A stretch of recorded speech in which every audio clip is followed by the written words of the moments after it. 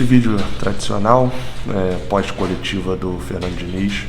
Sou Gabriel Amaral, sou jornalista de formação, tricolor de coração. Esse daqui é mais um vídeo do canal Raiz Tricolor. Estou na sala de imprensa do Maracanã, sem mais ter que gravar vídeo com o celular em cima do carro. O Lessa não viu isso daqui ainda também, fazer live com os outros tirando. A gente tem uma sala aqui agora no Maracanã para isso. Não esquece de dar aquele like maroto aí embaixo se você gostar desse vídeo. E vamos embora.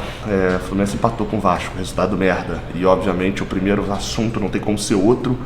Não vou fazer igual o Rodrigo lá do Splash and Go fala, né? Servir a picanha no final. O assunto, o tema que vai ser falado, querendo ou não, vai ser do erro do Fábio.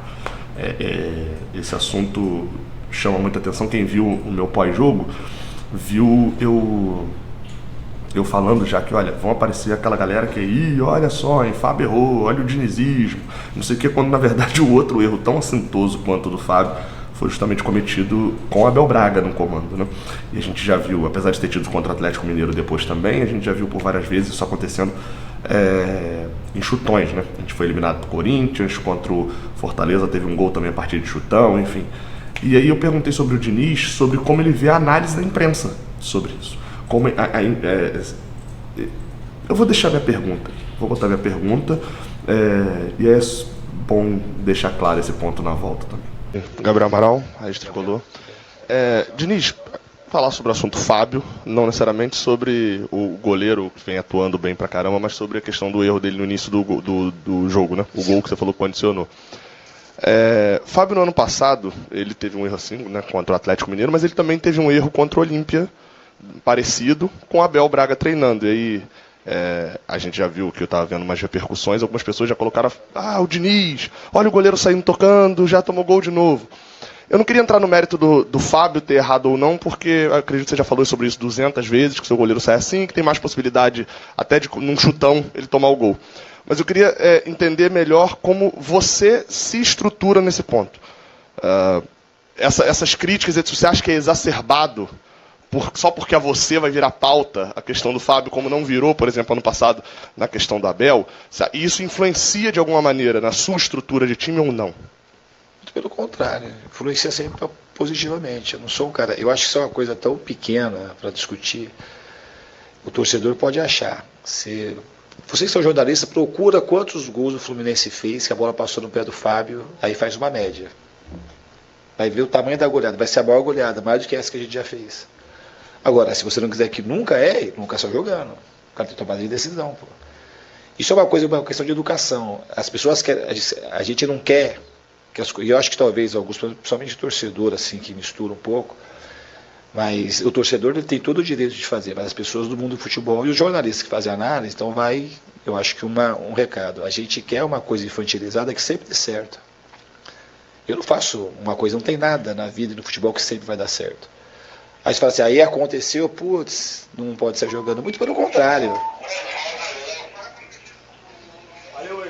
Se tem algum mérito do meu trabalho, é saber separar. Agora, porque senão assim, a gente quer que as pessoas melhorem, a gente quer coisa melhor, quer um futebol mais bonito, quer um futebol mais legal, mas a gente não quer, a gente quer igual criança, quer que tudo dê certo o tempo todo.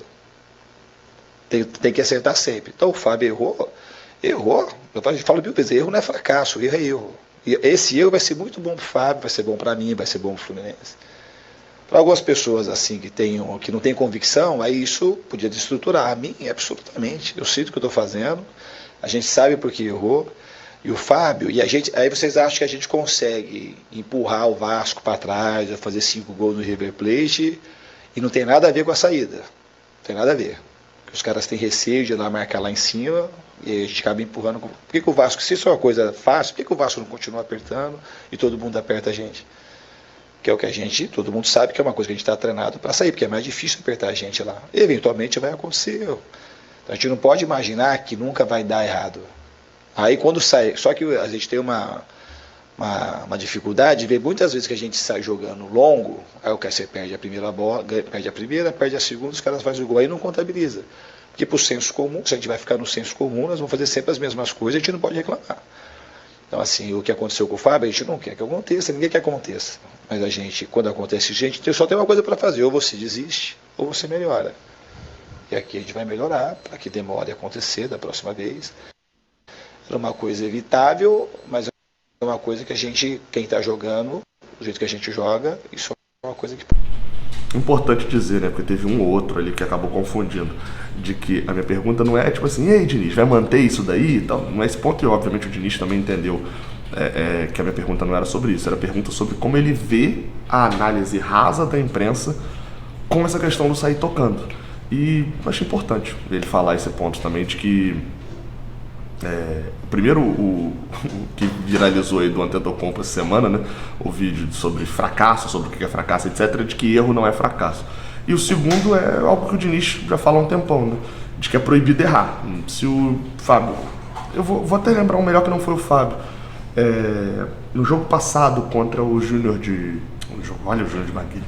No jogo passado contra o River Plate, o John Arias ganha a frente do jogador do River e se apronta para poder sair jogando. O jogador do River toca na bola, De La Cruz, gol do Beltrán. No ano passado contra o Corinthians, o Michel Araújo, a bola meio que tá saindo, ele levanta a cabeça e dá um chute fraco, inclusive para frente, e erra o chutão que ele daria. Gol do Corinthians. Não é assim, se você não quiser que tenha erro, né, encerra o futebol, porque todo gol vai ser gerado também a partir de um erro de um outro jogador. Outra pergunta interessante, outra resposta também sobre o do Diniz, que eu acho, não sei se ele concorda 100% com o que ele falou, mas enfim, resposta de coletivo. Keno fez falta ou não fez? Pode ter dificultado o Fluminense no primeiro tempo? De alguma forma mudou taticamente ou na estrutura da equipe? Não vejo dessa forma, assim. Porque assim, essa pergunta teria muita validade se no segundo tempo, o Keno não jogou nem no primeiro nem no segundo. Se tivesse feito falta no primeiro tempo, teria feito falta no segundo. Foi uma questão mais tática. O Lima jogou muito bem lá, aquele lado, o Arias jogou bem aqui. A gente tem um pouco mais de volume ofensivo naturalmente pelo lado direito. A característica do time, a gente conseguiu hoje espalhar mais o time no campo e teve volume do lado direito e do lado esquerdo. Então a gente não foi pela ausência do Keno. O Keno faz falta por conta de ser um jogador agressivo, tem mais recursos de drible, mas não foi uma questão do Keno ter jogado ou não que a gente teve um pouco mais de dificuldade no primeiro tempo. O Keno faz falta. Faz falta, é fato, e o Lima não é substituto exato para o Keno. E o Fluminense não tem um substituto exato para o Keno. Isso é um problema. Eu acabei não colocando de início, né, até porque, mas acho que a visão do Diniz sobre o jogo, e essa resposta do Keno ajuda a elucidar um pouquinho, mas tem uma pergunta que foi direcionada sobre isso, que é a análise que o Diniz fez do jogo. Uma análise muito parecida com a minha também.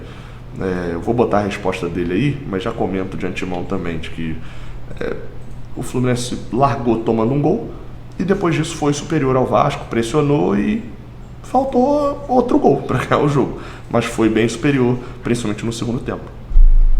Será que é foco? Os jogadores relaxaram? O que aconteceu para o Fluminense não ter o mesmo rendimento tecnicamente no primeiro tempo?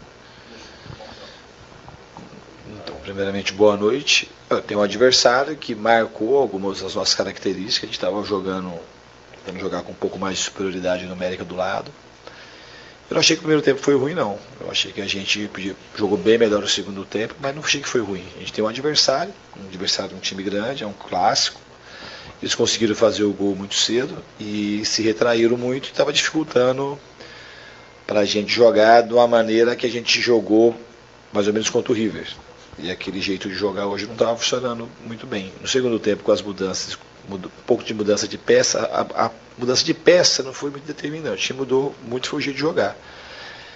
A gente tinha que jogar com um pouco mais espaçado, usando mais amplitude do campo. A gente abriu o Arias e o Lima, e com mais agressividade na bola na parte de trás, e conseguimos empurrar o Vasco para trás, e mesmo eles marcando em bloco muito baixo, a gente criou inúmeras situações para fazer o gol. Mas eu não acho que o primeiro tempo foi ruim. Eu acho que o primeiro tempo foi um jogo mais equilibrado, e o fato do Vasco ter feito o gol antes, eles acabaram ficando mais confortáveis para se defender em bloco muito baixo.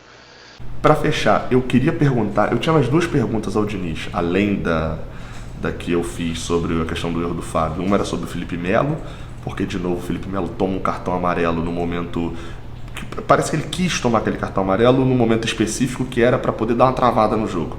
Contra o River estava começando a tomar conta da partida, estava ganhando ali as suas discussões futebolísticas dentro do campo, o Felipe Melo dá uma entrada. e trava o River Plate. E agora, contra o Vasco, o Gabriel Peck também já tinha saído 2 vezes pela ponta, estava mais soltinho, o Fluminense dá um tranco absurdo, que obviamente foi para cartão amarelo. Eu queria perguntar a ele também sobre isso, se isso é intencional, se isso é conversado, enfim, se é só pela experiência do Felipe Melo nesse ponto.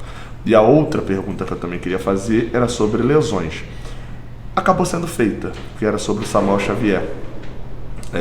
O Samuel Xavier, o Diniz confirmou que não houve uma lesão, ele só sentiu uma fisgada, se preocupou com essa fisgada e saiu, talvez fique fora de um jogo, mas não é uma lesão. Mas a resposta é interessante sobre se ele se preocupa com essa lesão, com lesões acontecendo. Preocupa para você nesse momento da temporada, de o time jogando da sua forma, as lesões que podem acontecer e as ausências, né? De Keno, Samuel Xavier, enfim, a gente ainda não sabe o que aconteceu com ele, mas o quanto que isso pode ser uma preocupação nesse momento? A gente espera, ninguém quer que o jogador lesione, a gente quer contar com todo mundo. A gente tem um índice muito baixo de lesão. O Samuel Xavier não machucou no jogo, ele se preservou. Ele estava sentindo incômodo e saiu. E já aconteceu isso com ele, não é a primeira vez. Então ele talvez fique fora de mais um jogo. Mas ele não sentiu, ele ficou com receio de machucar. O Keno de fato teve uma lesão, a gente vai ficar um tempo sem ele. Mas é normal, e a gente tem um elenco que me satisfaz, eu gosto do elenco, e o ano passado também a gente conseguiu se virar muito bem. Então eu não estou preocupado com a questão das lesões, porque eu acredito muito no trabalho que a gente faz, que a gente vai continuar machucando um pouco o jogador e vai saber levar bem a temporada. É isso, então. Eu ia te desejar um bom domingo, mas o Fluminense empatou com o Vasco, né? Quarta-feira estamos lá no Mineirão, Cruzeiro e Fluminense esperam um resultado melhor. Até a próxima. Valeu.